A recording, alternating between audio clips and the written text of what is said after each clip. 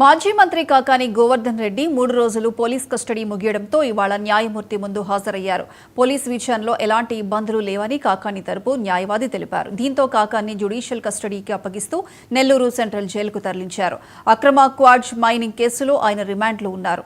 Bail petition మీద సోమవారం court తీర్పు ఇస్తోంది.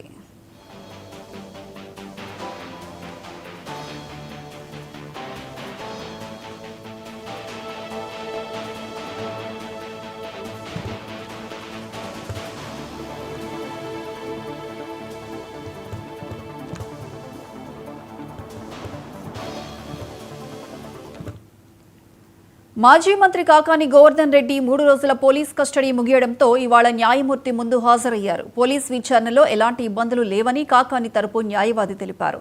దీంతో కాకాని జ్యుడిషియల్ కస్టడీకి అప్పగిస్తూ నెల్లూరు సెంట్రల్ జైలుకు తరలించారు.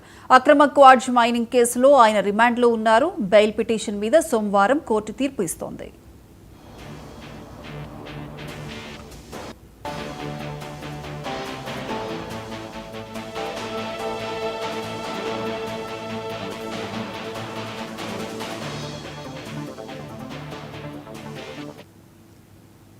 ఇదే అంశానికి సంబంధించి పూర్తి అప్డేట్స్ మా ప్రతినిధి మురళీకృష్ణ ఫోన్ లైన్ అందిస్తారు. మురళీకృష్ణ.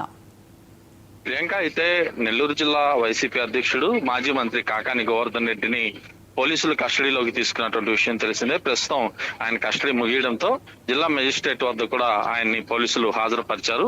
అనంతరం అక్కడి నుంచి జ్యుడిషియల్ కస్టడీకి కూడా తరలిస్తూ న్యాయమూర్తి తీర్పునివ్వడంతో ప్రస్తుతం నెల్లూరు సెంట్రల్ జైలుకి కూడా కాకాని గోవర్ధన్ రెడ్డిని తరలించడం జరిగింది. రేపు ఆయనకి ఏదైతే రిమాండ్ విధించారో ఈ రిమాండ్ 14 రోజులు రేపు ముగియబోతోంది. ఇదే సందర్భంలో రేపు బెయిల్ పిటిషన్ పైన కూడా విచారణ జరగబోతోంది. దీంతో ఆయనకి బెయిల్ వస్తుందా లేదా అనే ఒక ఉత్కంఠ వాతావరణం అయితే ప్రస్తుతం కొనసాగుతుందని చెప్పుకోవచ్చు. గడిచినటువంటి 3 రోజులుగా కూడా నెల్లూరు జిల్లాలోని కృష్ణాపట్నం పోర్టు పరిధిలో ఉన్నటువంటి పోలీస్ స్టేషన్ లో కాకాని గోవర్ధన్ రెడ్డిని పోలీసులు విచారణ జరిపారు. ఈ విచారణలో అక్రమ మైనింగ్ కేసులో ఎవరెవరు పార్టిసిపేట్ చేశారు, ముఖ్యంగా ఇక్కడ నుంచి తరలి వెళ్ళినటువంటి వైట్ కార్జ్ కి సంబంధించి ఎంత మేర అవినీతి జరిగింది, ఈ అవినీతి జరిగినటువంటి నగదు అంతా కూడా ఎక్కడి నుంచి వచ్చింది, అధికారుల సహకారం ఏ విధంగా ఉన్నింది, అవంటి అనేకమైనటువంటి ప్రశ్నలను కూడా ఇటు పోలీసులు కాకాని గోవర్ధన్ రెడ్డికి సంధించడం జరిగింది. దీంతో కొన్ని సందర్భాల్లో ఆయన సహకరించలేదనే ప్రచారం అయితే జోరుగా సాగుతోంది. Nellore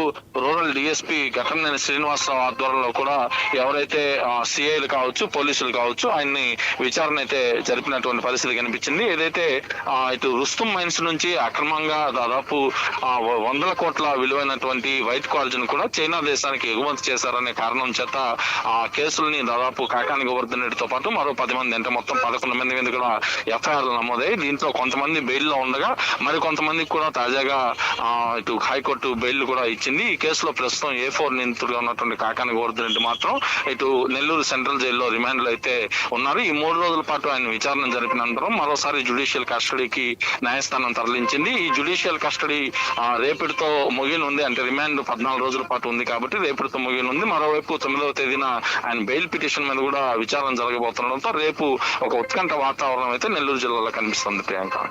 right Muralikrishna, thank you.